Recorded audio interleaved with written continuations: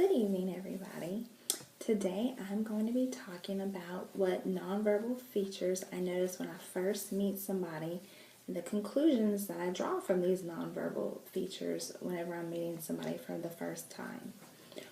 Working in banking over several years, I deal with several different customers across several different ranges. The first thing I used to look whenever I'd first meet a person and was about to walk up to them used to be their clothes. When I first got into working with the public, I thought that somebody who came in well dressed, fancy jewelry, drove a nice Lexus or a convertible in the parking lot, I thought this was the customer that I want to wait on. This is where I'm going to get a lot of loans, a lot of deposits from. This person has a ton of money. Well, as I got started working with a couple of these customers who, from first glance, they had jewelry, nice clothes, trimmed, very nice, everything matched, perfect. I noticed that a lot of these customers didn't have very much money. In fact, a lot of them overdrew their accounts a lot, and I was quite shocked to realize that my first impression was wrong. On the outside, they were all dressed up like they had a bunch of money, but in reality, these customers were a lot of times poor and needed my help with overdraft fees or balancing their checkbooks because they were living dollar to dollar due to the lavish lifestyles they were living. Another instance I had was I had an old man who would come in for coffee every Friday. Older guy, overalls, sometimes holey jeans, drove like a 99 Chevy pickup truck. I didn't really know him. I just looked at him and was like, I don't really want to wait on him. He'd be wasting my time.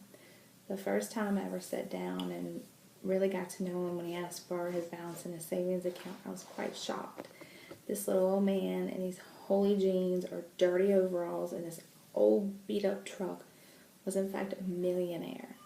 He had so much money in the bank he didn't know what to do with. And from looking at him and other customers, I realized you cannot judge anybody just from what their appearance looks like. Another thing I notice whenever I'm approaching a customer is their posture. If they're sitting up, attentive, I've come to find out that they're ready to talk, they're ready to be engaged, they're ready to get down to business. Let me actually help them. The ones who are slouching or kind of sluggish, I find those are the resistant ones. Don't really want to talk about much. They just want me to fix their problem, get in, get out. Don't really want to be bothered, or if I do try talking to them, kind of shrug me off. Another thing I notice before I go talk to somebody is somebody either glancing at the floor or glancing around the room or glancing at their watch. I get the impression that they're in a hurry. I need to get them in, get them out, let them on their way, and try to come back to them another day whenever they're not in as much time. Another thing I look at is if somebody is smiling or if they're frowning while they're waiting to be seen.